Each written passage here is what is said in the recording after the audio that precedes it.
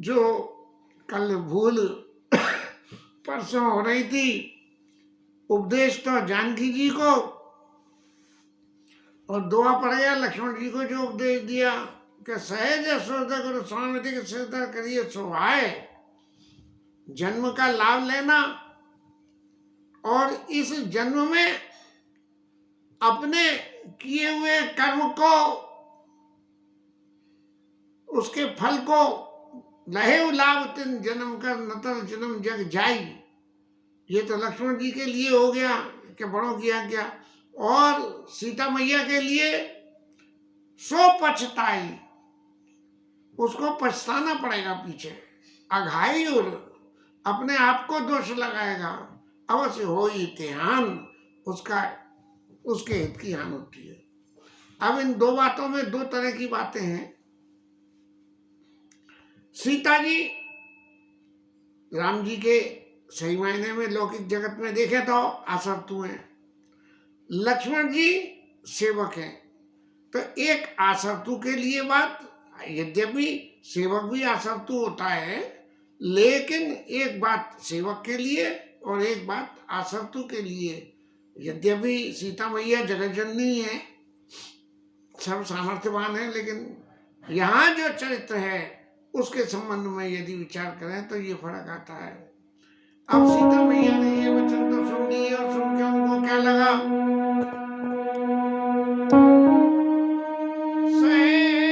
सुनी मृदु वचन मनोहर पिया के, लोचन ललिता भरी जल सिय के। सीता मैया जो भी जवाब दे रहे हैं, मतलब राम जी ने जो कुछ सीता मैया को उपदेश करा वो सुकुमारियों राजकुमारियों के लिए कहा, और पत्नी के निमित्त उन्होंने शब्द एक भी नहीं जोड़ा पूरे उपदेश में। और सीता मैया के लिए जब लिखा गया तो सीता लिख दिया कि सुने मृदु वचन मनोहर प्रिय के, अपने पति के मनोहर ऐसे सुंदर राम जी के वचनों को सुन के, और लोचन ललित भरे जलसिया के, सीता मैया के नेत्रों में आंसू भर आए। तो राम जी ने जो कुछ कहा वो यद्यपि डायरेक्ट सीता जी के लिए नहीं कहा, लेकिन इनडायरेक्टली सीता जी को ये डायरेक्शन देना था कि मैं माता के सामने पत्नी को संबोधन करते हुए उपदेश करूं, ये शोभा नहीं देता, इसलिए राजकुमारी को संबोधन करने के हेतु मैं उपदेश कर रहा हूं। और शीतल सिकदाग वही कैसे चकई सर चंद्रनी, जैसे जैसे चकोर को रात्रि गुजरती है, ऐसे सीता मैया को जो राम जी ने शिक्षा दी राजकुमारी के रूप में, वो हृदय को जलाने वाली हो गई बिल्कुल, शीतल से दाहक। एक तो हृदय में तकलीफ होना और एक हृदय में दाह हो जाना। दाह हो जाने का मतलब तो थोड़ा विपरीत हो जाता है। दाह हो जाने का मतलब अत्यंत तकलीफ होना, और ऐसी तकलीफ होना जो सही न जाए, लेकिन करें क्या, उत्तर देना सासू माँ के सामने, और पति को किसी बात के लिए उत्तर देना तो गलत हो जाएगा। तो उत्तर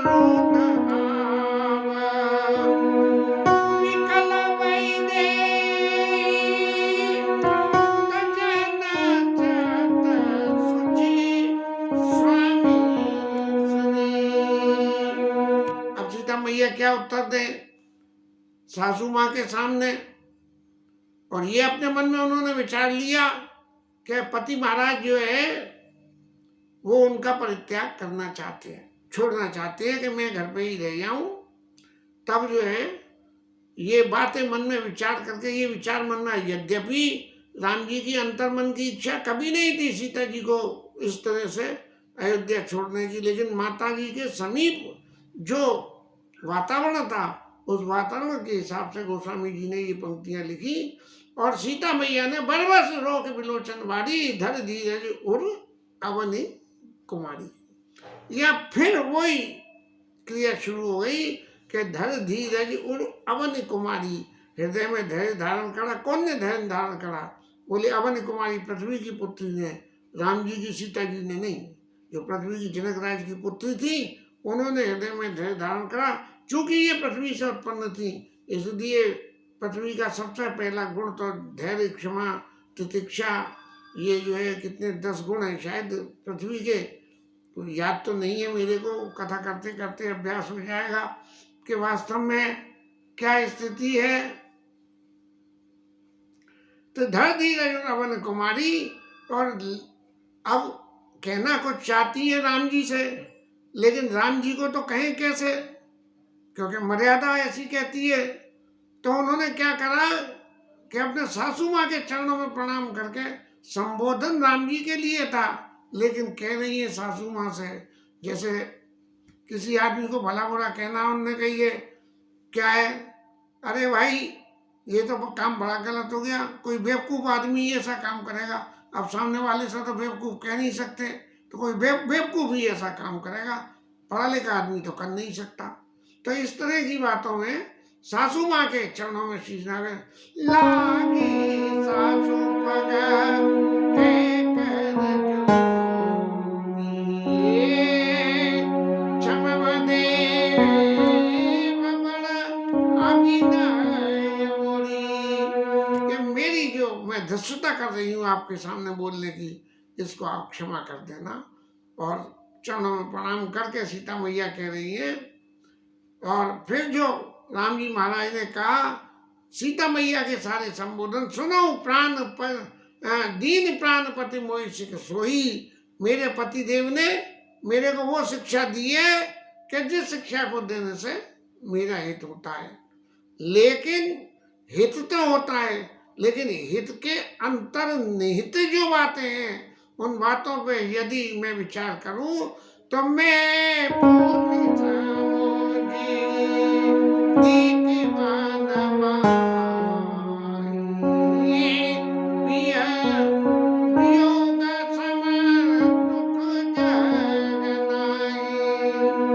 मैंने मन में विचार करके देखा और क्या नतीजा आया कि इस संसार में दुख और सुख की कोई सीमाएं नहीं है। सुख भी बहुत है और दुख भी बहुत है, लेकिन पिय वियोग सम दुख सुख नहीं, पत्नी को पति के वियोग के बराबर कोई दूसरा दुख नहीं है।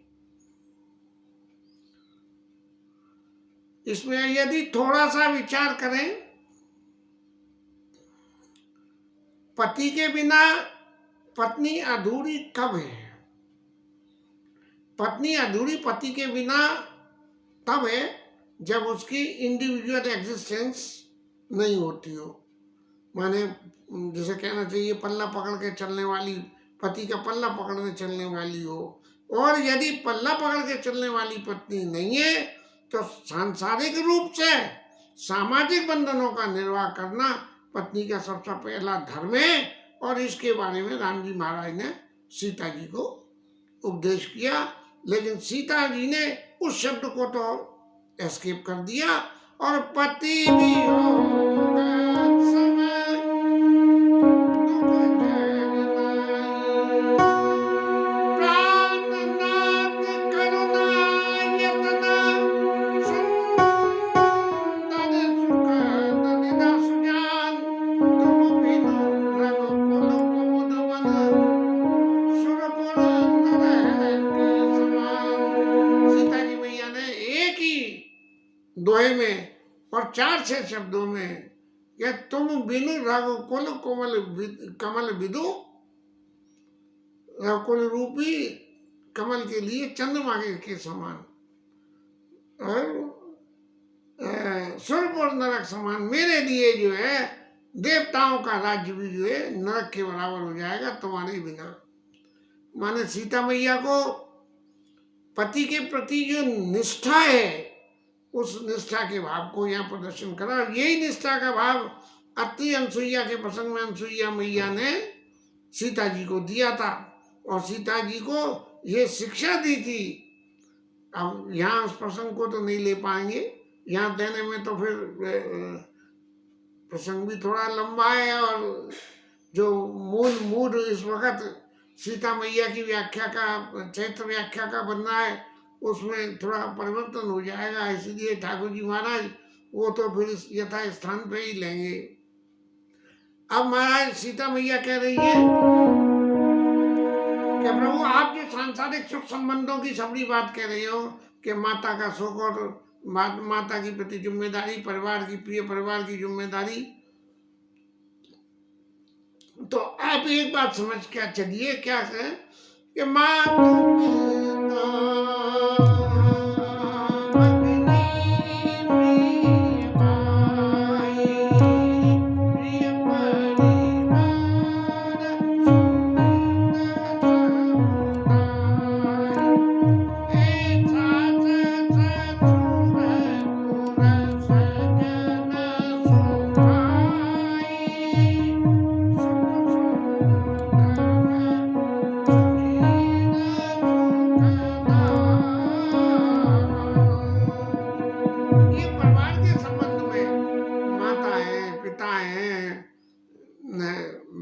बहन है, माने नंद है, भाई है, परिवार के और अन्य प्रियजन लोग हैं, ये सब लोग सुख देने वाले होते हैं।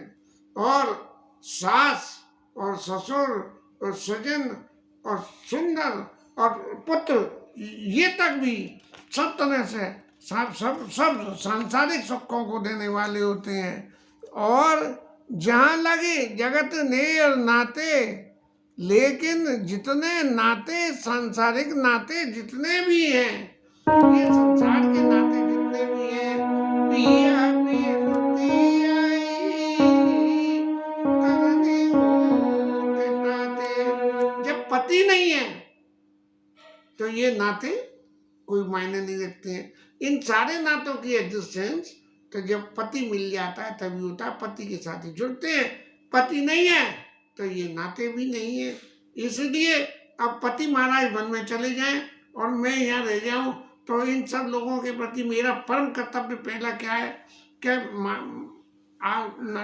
उपदेश दिया गया, पति रुक लग सास ससुर गुरु सेवा करे और पति रुक किया यशु अनुसार। वहां जो सुनैना जी ने जो है उपदेश किया था कि पति रुख लगी, पति के रुख को देखते हुए और उनकी आज्ञा का पालन करना और सास ससुर और गुरु इनकी सेवा करना। तो ये जो सेवा करने वाला जो है फैक्टर, ये सब लोग सुख देने वाले हैं, इनकी सेवा से सब तरह का सुख मिलेगा। लेकिन पति के संग रहने से जो पति की सेवा से सुख मिलता है, उस सुख के आगे ये सारे सुख भले ही सुख मिल रहे हो, लेकिन फिर भी ये पिया बिनती है तरने होते ताते आग से भी ज्यादा तपते हुए हो सकते हैं। क्यों कि तनो धनो धाम धरणीपुर राजू और पति भी न सब शोक समाजू। पति के बिना ये सब शोक को देने वाले पैदा हो जाएंगे। क्योंकि जगत की जितनी सने सगाइयां हैं वो सब पति से जुड़ने के बाद ही पैदा होती हैं। और ऐसी स्थिति में जो सामाजिक कर्तव्य है, उस कर्तव्य में भोग रोग सब भूषण मारू जम यातना सरे संसारू। ये संसार भी जैसे यम की कोई यातना भुगत रहा हो, क्योंकि अब उस समय के वातावरण में ऐसा होता होगा। आजकल तो ऐसा नहीं होता, लेकिन बीच के पीरियड में तो ऐसा बहुत कुछ हुआ था कि पति नहीं है तो सब तरह से तिरस्कृत, यहाँ तक कि किसी शुभ कार्य में भी जाने के लिए विधवा स्त्री की मनाही कर दी गई थी। तो प्राणनाथ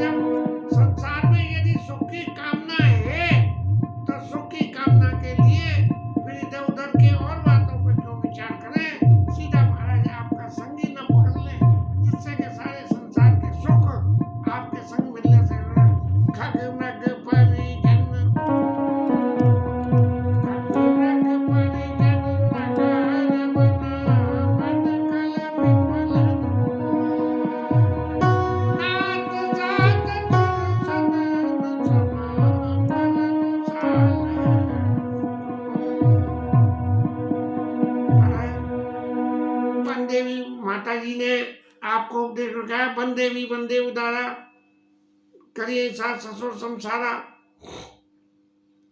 तो ये जो वन में रह के बंदे भी होंगे, ये सब लोग जो है मेरे सास ससुर के समान होंगे। और जो आपके संग शयन विश्राम करने में जो कुछ की शैया होगी, वो मेरे लिए जो है बढ़िया से बढ़िया पलंग के समान होगी। और कंद मूल फल जो है अमृत के समान जो है आहार के, अमृत जैसे अमृत का हम आहार कर रहे हो ऐसे हो। अवध सौत सत कंद मूल फलम अवध सौत सत सरिस पहाड़ू। और अवध जो है ये तो नहीं है, अवध सौत सत सरिस पहाड़ू नहीं है ऐसा। चिन्ह प्रभुपद कमल विलोकी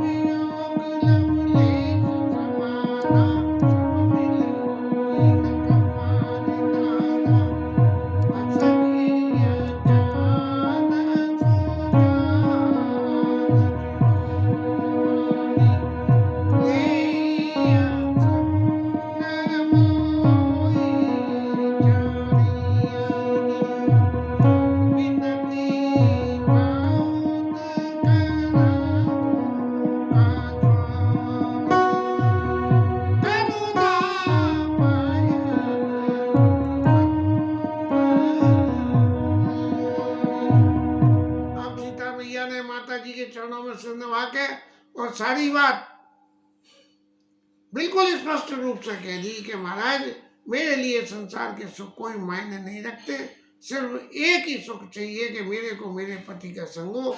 और मेरे को मेरे बिन पति का संग है तो सारे संसार के सुख मेरे हाथ में। विनती बहुत करो का स्वामी, मैं आपसे ज्यादा विनती क्या करूं, करुणामय और अंतर्यामी, मेरे हृदय की बात को आप सब जानते हैं। और फिर जिसे एक तरह से चैलेंज कहना चाहिए या विनती की अंतिम स्टेज, जिसमें राखी अवध जो अवधि लगी, यदि आप मुझे इस 14 साल की अवधि के लिए मुझे अयोध्या में छोड़ देंगे तो रात न जनी आई प्राण नहीं बचेंगे मेरे।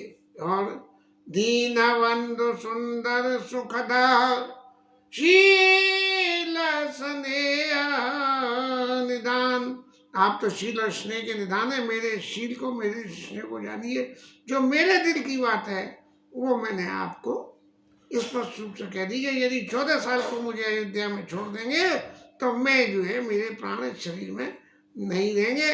अब रही बात आपने जो दुखों की बात कही थी, उन सब का जवाब, चूंकि मेरी इस बात से आप अच्छी तरह प्रभावित हो गए कि रहत न जनिए प्राण, तो आप निश्चित रूप से मुझे संग लेके जाएंगे। और जब मुझे संग लेके जाएंगे तो जो भय विषाद प्रताप और तकलीफों की बात आपने कही, अब उन सब के बारे में जो मैं जवाब आपको दूं वो बात आप सुनिए कि मोई मां के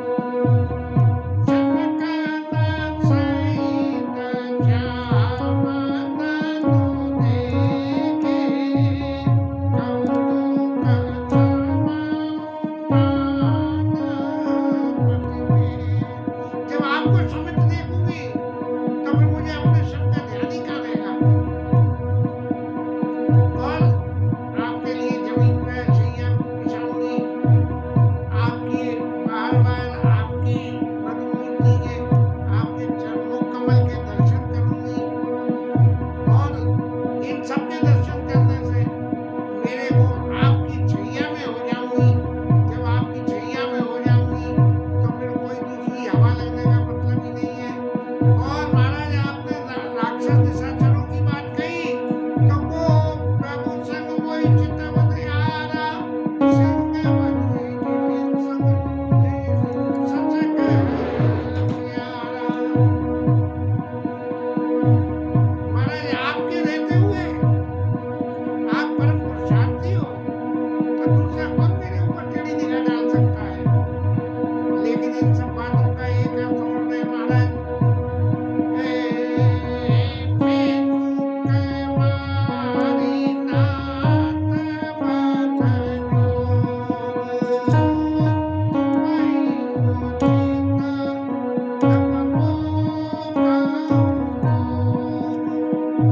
महाराज हमारी फिर जोड़ी मिली कहाँ? आपको तब और मुझे भोग, तो फिर जोड़ी कहाँ मिली? जोड़ी तो मिलना तब होता है जब दोनों एक ही रास्ते में चले। इसलिए यदि आप तब करोगे तो मैं भी तब करूंगी और आपके साथ करूंगी। प्रभु आपने जो भी कुछ मेरे से कहा मैंने सुना, मैंने कहा आपने सुना। लेकिन मैं फिर एक बार विनती करती हूँ, ऐसे वचन कठोर सुनी जो नहीं दया मिलना। तो प्रभु की शरण दियो कथक सही पावन सही महाराज आपके ऐसे वचनों को सुनकर कि जहाँ तुम्हें उचित तब मोह कहूँ भोगू, ऐसी बातें सुन के मुझे भोग चाहिए और आपको तपस्या चाहिए तो फिर हमारा आपका मिलान रहा ही कहाँ। और जब ऐसी है यदि पति पत्नी से कह दे कि हमारा तुम्हारा मिलान नहीं है तो फिर इससे ज्यादा कठोर और वचन क्या हो सकते हैं। तो अब मुझे ऐसा लगने लगा कि यदि इसके करने के बाद मेरे प्राण बच जाते हैं तो ये स्पष्ट अर्थ है कि ये आपके वियोग का दुख इन प्राणों को झेलना पड़ेगा। इसके साथ ये कथा विश्राम। सीता जी का निवेदन हो गया, लक्ष्मण